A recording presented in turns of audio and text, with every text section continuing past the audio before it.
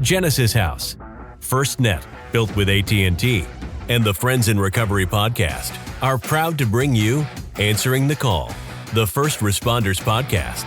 Join your hosts, Podfather, Jersey Ed, and Noontime with Skylar Noon, as they address the real issues of first responders' health and wellness, from physical and mental health to relationships and work-life balance. Answering the Call, the First Responders podcast, is available on Facebook, Podbean, iTunes, and YouTube, as well as iHeartRadio, 24 hours a day, 7 days a week. Now, here are your friends in recovery answering the call. Hey, everybody. Welcome to Answering the Call, the First Responders podcast, sponsored by FirstNet, built by AT&T. I am the Podfather, Mike Miles, here with my distinguished co-partners. Jersey Ed. Jersey Ed. As Noontime with Sky. Well, you think by now, Skylar, he would have got this down pat, you know? I don't have it. Yeah, no, he missed you last show without well, you introducing. It is one of those days, you know? Yeah, it I'll is. tell it you. is. Well, so, how's everybody What are you doing in your It's a car? beautiful What are you day. doing in your car, Podfather? Well, you know, we've had some family issues today. So running around trying to take care of a few things.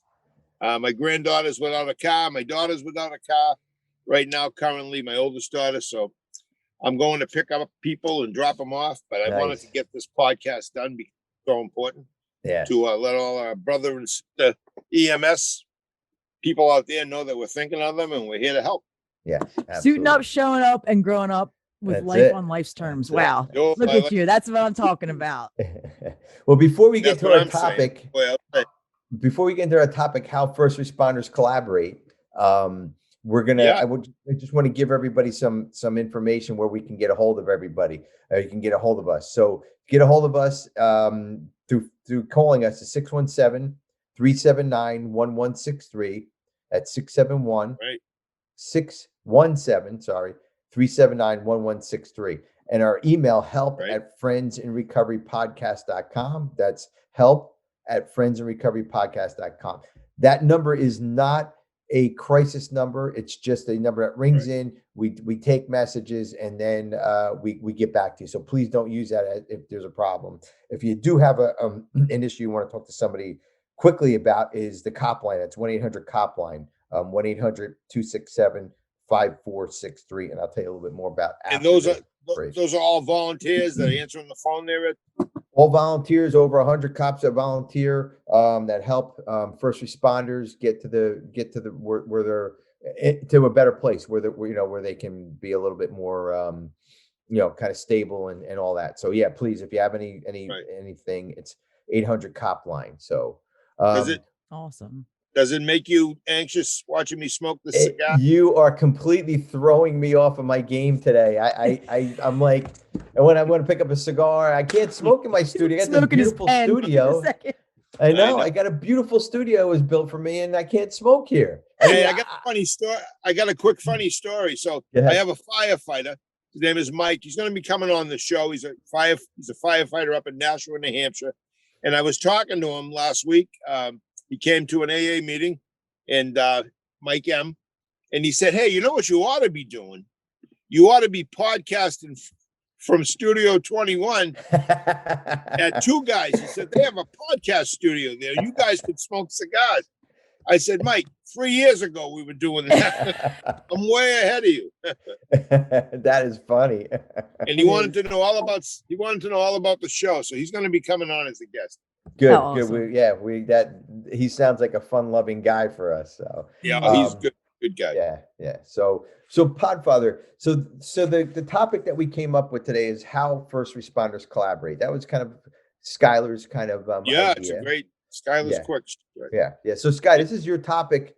You want to ask Podfather some questions? Let's do like an interview with the Podfather. Yeah, I mean, I worked in child services, and I remember even them that they kind of are first so seen sometimes with a cop. So I was thinking, you guys really all work together in some form or fashion. You know what I mean? Like if it's a car accident, the EMS is there. So I mean, how is it when you guys are there? And tell us a little bit about that. Well, what you just said about child and family services. I remember years ago, excuse me, I worked 4 to 12 for 28 years, 4 p.m. to 12 a.m. And that's a busy shift, Mhm. and I would get calls to meet social workers that were going to homes to check on Yeah. children, to have people removed, it was always very challenging. Most of the social workers were women by themselves. Yep. And, Lowell's a beautiful city, but there's some neighborhoods that, government housing and they're rough neighborhoods. I mean, there's no politically correct way to say it. They're tough neighborhoods. Yeah. So I would go on those calls, and, it was just, I just remember how grateful the social workers were.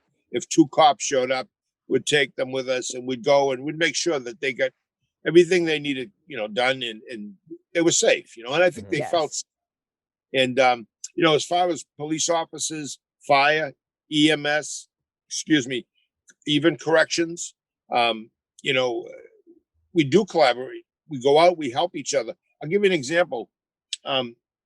There's an apprehension squad out of the Middlesex County Sheriff's Department. It's a prison, but when people escape or they don't come back after furloughs or whatever, so they come into the city looking for them. So we would take them in our cruiser, or would follow them, or they'd follow us, and we'd work together.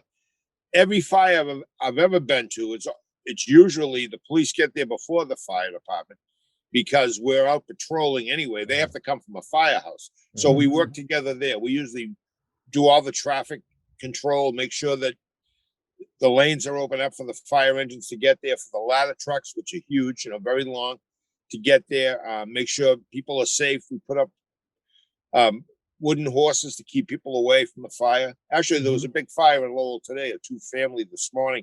There were 3 helicopters flying around, news helicopters. And of course, EMS, the emergency medical services, they always, request police presence either on the way to a call, if it's a car accident. But if there's a house call, somebody had a heart attack, the police in the neighborhood, again, they'll work with them to make sure they get there safely, get through traffic. So yeah, we collaborate. You wear many hats when you're on patrol in a cruiser. Well, Popfather, you brought up a good point, that you guys are on patrol. You're out there already. EMS, the firefighters, they're in a waiting mode. They're in a firehouse, or they're in a, or they're in their EMS house, or whatever they call it, but they're waiting. So the first responders are supposed to, the first responders, the police officers are the first ones that are on the site. So let me ask you this: when you get to let's say a fire, you get there, do you take control of the situation immediately? Do you kind of get things going, and then the fire get there, and then do they take over, or the police still in? What's the chain of command there? Yeah, like how does it all kind of intertwine? Yeah, that's a great question. I got a couple of funny stories about that. Good. All right. There's a Lieutenant Kaye. He's retired now. Great guy, great firefighter. Or what the firemen would call a great Jake. He was a lieutenant. He was sharp. He was a wiry guy, brave as they come. So there was a bad fire one night on one of the main arteries in Lowell. It was a Sunday night, about 9:00, and all of a sudden, this abandoned house is ablaze. So we're the first ones there. The cruiser I was working in, we came upon the fire. We called it in. We asked for the fire department to come. So the station's house that the fire department came from was in Belvedere section of Lowell, maybe a half mile away. So they were there pretty promptly. But I had been a new cop. I'd been on about 2 years. And when the fire engine pulled up, there's an engine, and then there's a ladder. The engine has the water and the hoses and everything. And then the ladder truck obviously speaks for itself. Mm-hmm. So they usually send an engine and a ladder for a 1-alarm fire. Well, they pulled up. This guy jumps out and he starts screaming at me, "Move that cruiser." Of course, I'm already blocking traffic, and he's in my face yelling at me, and I'm insulted because I think I'm doing a fabulous job.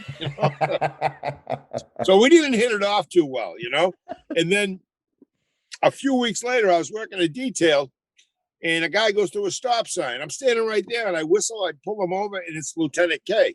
And he was so I had the upper hand that night. But we became friends with each other. He retired from the fire department, and he's a school teacher now. But usually, when you get to a fire, usually the police are there first because they are on patrol. They're out in the neighborhood.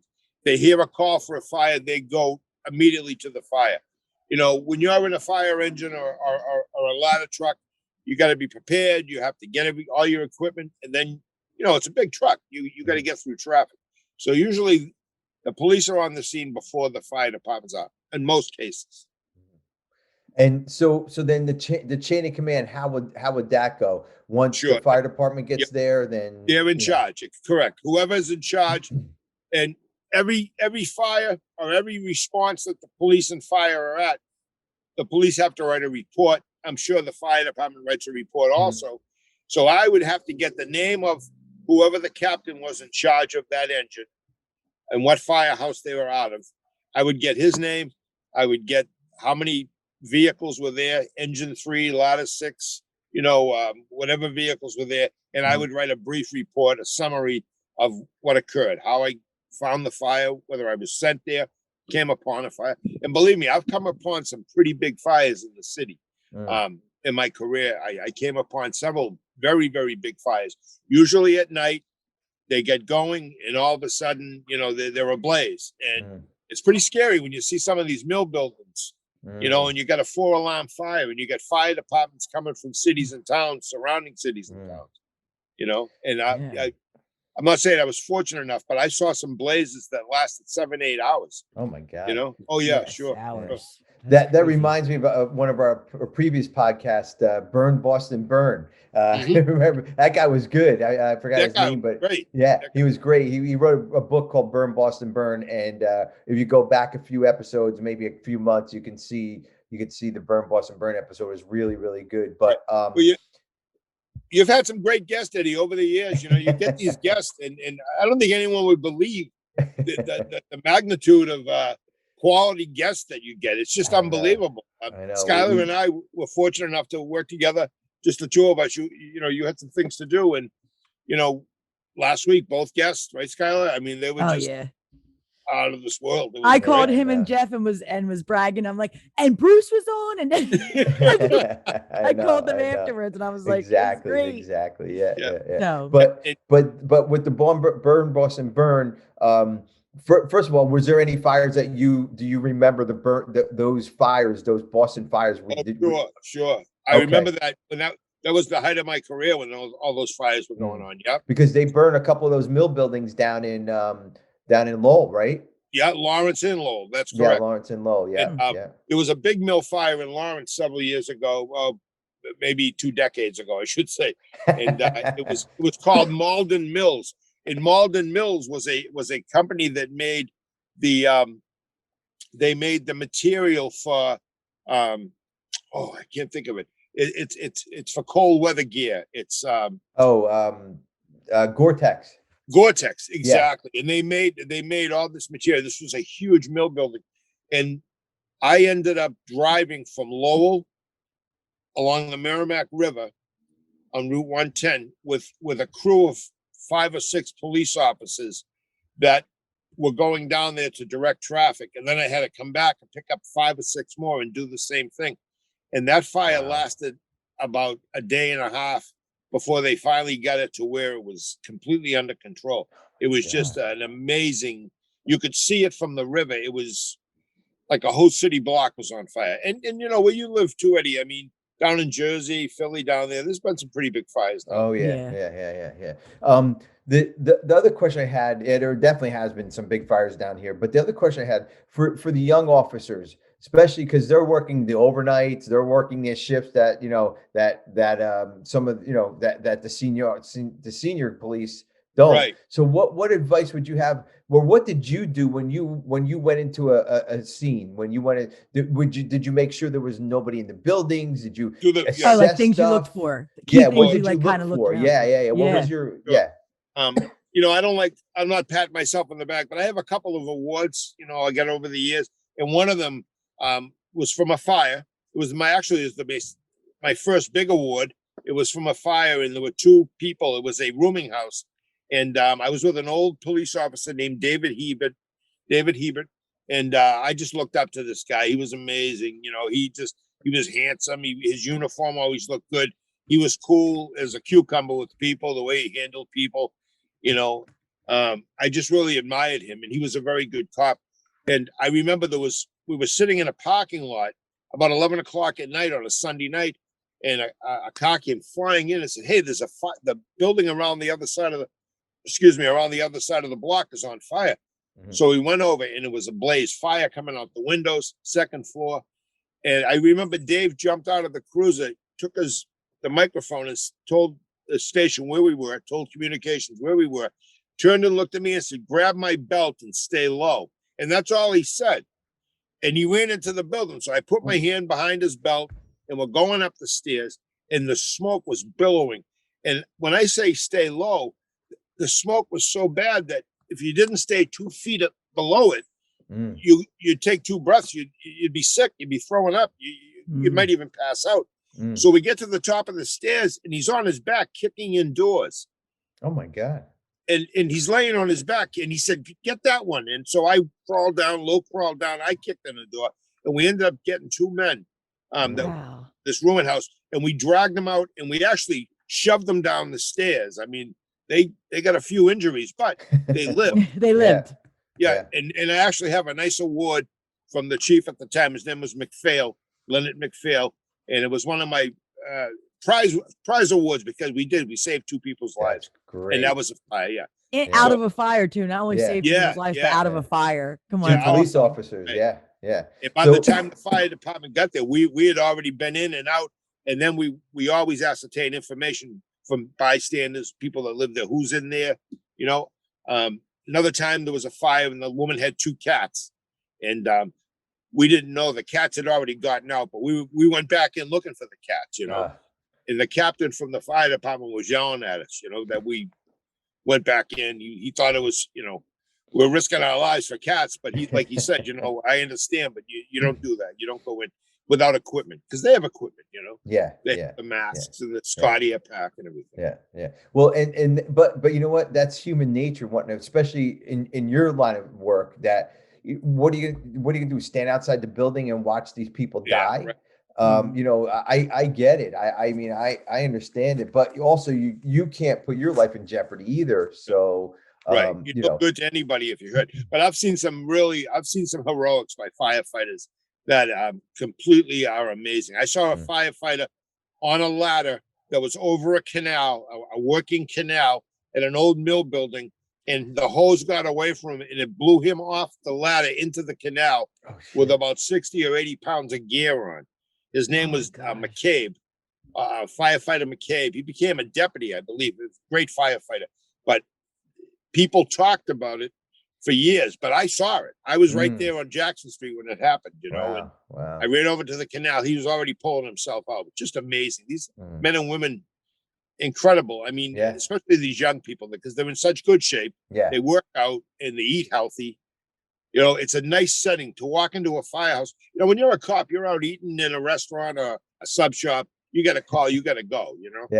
And the fire, same thing with the fire department, but they have time to make a meal. They cook, they go shopping together. It's kind of cool, you know? It's a good brotherhood. Real quick, Podfather, we're going to take a break here. When we get back, I want to talk about how EMS and police work together, how you guys collaborate together, and we'll go from there. Sounds good. Answering the Call, First Responders Podcast, sponsored by FirstNet, built by AT&T. We'll be right back. You're first. First to respond. First to put others' lives before your own. And in an emergency, you need a network that puts you first, that connects you to technology, to each other, and to other agencies. Built with and for first responders. FirstNet, the only congressionally authorized wireless network for first responders. Because putting you first is our job. Since 1992, Genesis House has been helping real people heal from addiction on their private recovery campus in beautiful Palm Beach County, Florida. Their family-owned program is accredited by the Joint Commission and offers detox and dual diagnosis treatment in a comfortable and confidential setting. At Genesis House, they focus on treating the underlying causes of addiction. Their comprehensive approach includes psychiatric care, individual and small group therapy, trauma healing techniques, and holistic care including yoga, massage, and animal-assisted therapy. After treatment, their clients enjoy the lifelong support of a nationwide network of Genesis House alumni. Call Genesis House today at 1-800-737-0933 to speak with someone who understands. Visit them on the web at www.genesishouse.net. It's time to start your journey to a long and successful recovery. Hey, everybody, welcome back. Answering the Call, the First Responders Podcast, sponsored by FirstNet, built by AT&T. I am the Podfather, Mike Miles.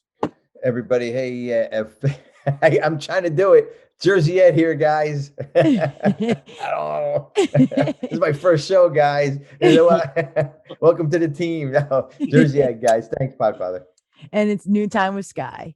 Skylar Noontime. We love it. Skylar Noon, you know, you got the perfect name. She does. You're always smiling. Everybody loves you. Last week, the guest we had on, Officer Vieira and Captain Perillo, they adore you, Skylar. They just good. I love them too. Everybody does. And you know what, Skylar? Really, you bring a lot to the show. That we've had other guests, we've had other co-hosts, and it's been good. It really has. But nothing like this. This is great. Yeah, this is a real working team. Yeah, this is a great fit.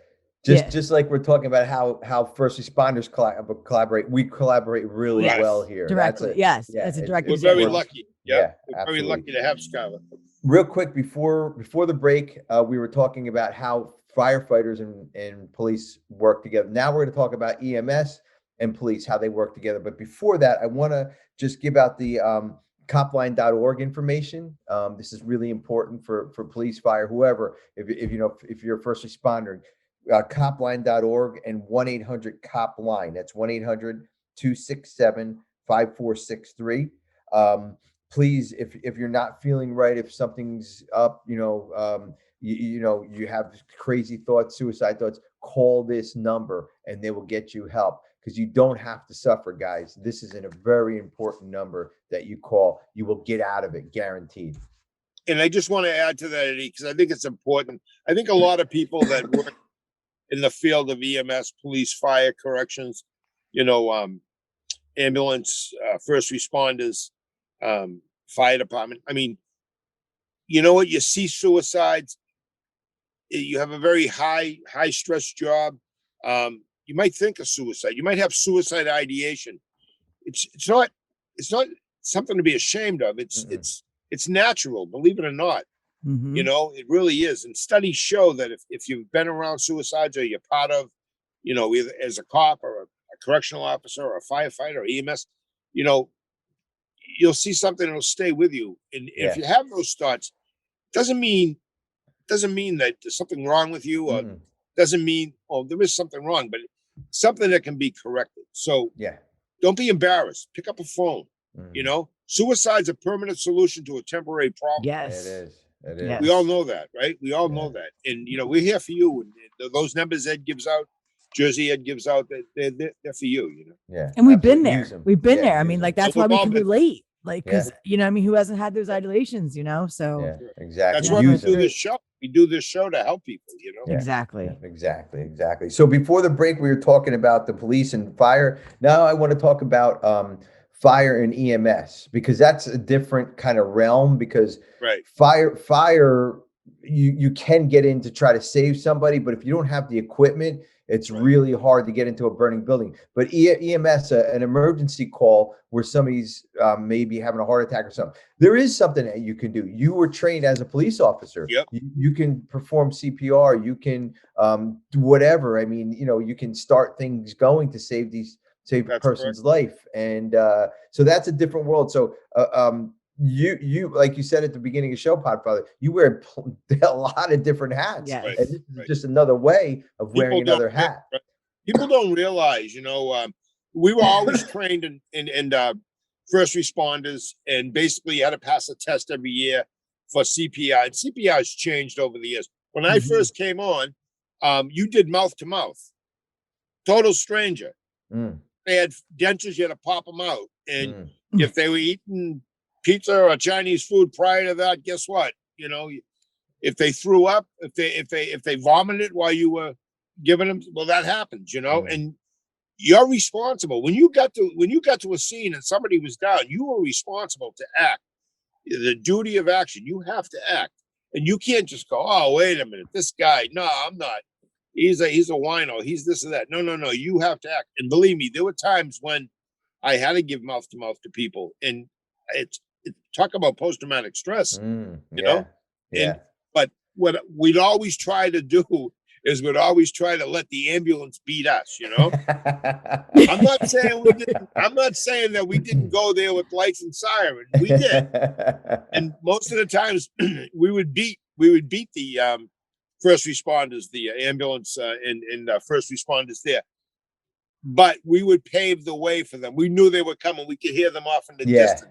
Yeah. But there were times when there was no. I was sitting in a cruiser watching a Babe Ruth baseball game, and a guy drops dead away watching his son pitch.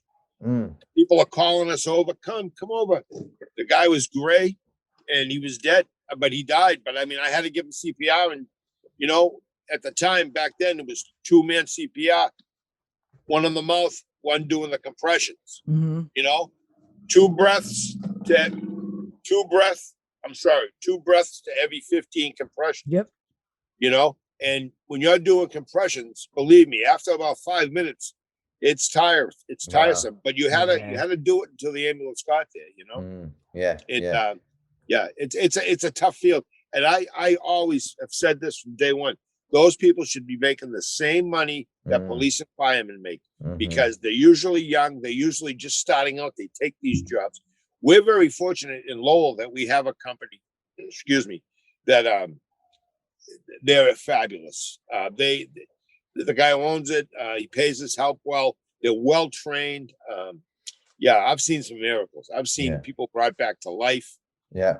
You know, there's 2 things I always admired most about first responders. My brother is my stepbrother, but I call him my brother because he's amazing and he's always been there for me. He's a firefighter, and you guys have this reaction skill that I would be like, what do I do? You have to act, and that is something so skilled that you guys don't realize that you have, right? And that's one. The second thing is humility. The humility that first responders have about that gift that you guys have to react. You got, it's nothing. My brother jumps it down all the time. He's amazing. He freaking rescues people like from fires. Like, no, this is not some little job you guys did. This is a big deal. But I've always admired that most. Those 2 things like always stick out to me. Yeah. You know? I was at a fire one night, and a fireman came running out of the building, and he was carrying an infant, a newborn, maybe 6 weeks, just a little bundle. And there was smoke emanating out of the little baby's mouth and nostrils. And he didn't make it, but the fireman was running to the ambulance, giving it breaths and giving it, compressions with his 2 fingers. And I went home that night, and my kids were, I don't know, probably 12 or 11 and 3. And I just remember going in and touching them, make sure they were breathing, and I cried. I remember crying. I sat up, and I was just so distraught about that poor little baby, but the picture of the fireman doing what he was doing, and just what you said, Skylar, it's like, I've seen acts like that. And when you give these people awards, they're looking down. They don't even know how to act. You know what I'm saying? Yeah, my brother does the same thing, and I'm always like, you are like the biggest hero in my life is my brother Kevin, man. Oh my gosh. I know. Yeah, that's so cool. Yeah, it's but when you do it, it's just natural for you guys as first responders and everybody listening out there. It's natural. Yeah, to us, it's like amazing. First of all, I mean, this is your job. That's number one. Number 2, by saving a person, you saved the whole family from funerals, from grief, from everything. You don't realize, okay, well, I saved that person on to the next one. No, you saved the whole family's life, and also, EMS and police, even if you didn't save that baby, at least that family knew everything that was possible to be done was done by that firefighter running down with the baby trying to save them. Not easy to get over that, but it is, at least it's a little comforting knowing that everything was, that baby didn't die without somebody thinking of him or her, and it's crazy. And that's where that 800 Copline number comes in, because when my kids were younger, that song, remember Tears from Heaven by Eric Clapton? Oh, yeah. I could not listen to that song when they were that young, because of that poor kid dying. And I had kids the same age as his kids. And it was just amazing. And I tell you what, probably about 5 years ago, I had the pleasure of meeting Eric Clapton and thanking him for that song. And he did speak a little bit about it. You could tell he was getting a little kind of kind of emotional about it. But, I told him about it, and he goes, I hear that all the time. I said, you were a brave person to write that song. So, Boy, you're right. And if I lost an infant, my second child. I was just at his grave yesterday. I was out in another town where he's buried. I had to go get some dental work done, and I went by his grave. He was born in 77. He died in 77. But I just spent a brief moment there thinking of it. And it's funny because that song always has been, and I love Clapton. I go way back to the olden days, in the 60s. Cream. Cream. Cream, exactly. Ginger Baker, Eric Clapton, and but I remember, just, hey, something? I've seen some, I'm so fortunate. I had a 35-year career, and I had my own problems, but I got through them. The first 5 years was kind of like being on a spin cycle in a washing machine. It went by fast. I had problems, but then for the next 30 years, I was able to be the best person I could be the best cop I could be, because I got sober. I'm not saying I'm perfect or special. I'm not, but I know that I was always up for the call. I never shunned a call. I never, I never thought, hey, I'll let the other guys do it. I always wanted to be the one. Baby not breathing, baby choking. I would drive like a madman to get there. There were very few calls that I'd risk my life on, but that was one of them. And I had the opportunity of actually picking a little infant up off the bed. And when my thumbs touched its solar plex, whatever was blocking it, obstructing its windpipe, I think it was formula, came up. Of course, the woman thinks I'm a hero now. I saved her baby. You are. Yeah. But and that girl now's she's about 30 years old. So and now the grandmother's dead, but the mother, actually the mother's dead too. But the girl herself, she's still around. She knows my name. It's just kind of, I've seen some stuff. I'll tell you, I really have. Yeah. Well, that's why we call this show Answering the Call. Because every first responder out there is exactly what you're talking about, Mike. It's just something bred into you guys. You answer the call, and you don't know what the call is. Every time that radio goes off, or every time whatever comes in, you don't know what it is. You have to answer the call, and it's such an honor to have a show called Answering the Call, the First Responders Podcast, because of that situation. Because of that type of situation you put yourself. And we're very fortunate, and I'm on it, and I know you are, and I know Skylar is too, to have FirstNet sponsoring this. Yes. Yes. AT&T. I mean, come on, there's few companies as big as that, and just that, be able to say what we say about FirstNet and AT&T. It gives me a lot of pride saying that, not just because of the show, but for being a policeman and know that what FirstNet does. And we're going to have a guest on soon that's actually has FirstNet. Oh, good. Okay. Oh, nice. Yeah. So, Mike, funny story real quick. I was telling my son the other day, my 9-year-old, that, AT&T sponsors us, and he was so proud of that. He probably has the same amount of, he was like, wait, AT&T, like a big company? And I'm like, yeah. He's like that. And I explain what FirstNet does. He's like, wow, that's so cool. I know, so, it is a big deal. Like, I'm super proud of it too. And my 9-year-old's like, it's like so tickled by it, But it's just so deep what they do. And again, this is, this lets the first responders answer the call freely with nothing blocking them, with no restrictions. Like, if there's a major problem. Well, we're in a pandemic. So thank God that FirstNet's around right now. Exactly. Who knows? Who knows what could happen right now? Exactly. So we have that and we feel safe because of it. And it just, how many lives did this save? Podfather, you pull up to because there's communications. How many lives does does it save? Everything. Without communication, you go nowhere. Yeah. Hey, what a great show. I'm so glad we made this work today. We have normal lives like everybody. And sometimes you're busy, Skylar's busy, I'm busy. But we made this work and I'm really happy we did. This is a good show. It was a good show. The car. It was a good show. Yeah. And we got FIR from the car. And again, ATC from the front seat. Eddie, Skylar, did you see the nice email we got from the client? That was amazing. Had? Wasn't that amazing?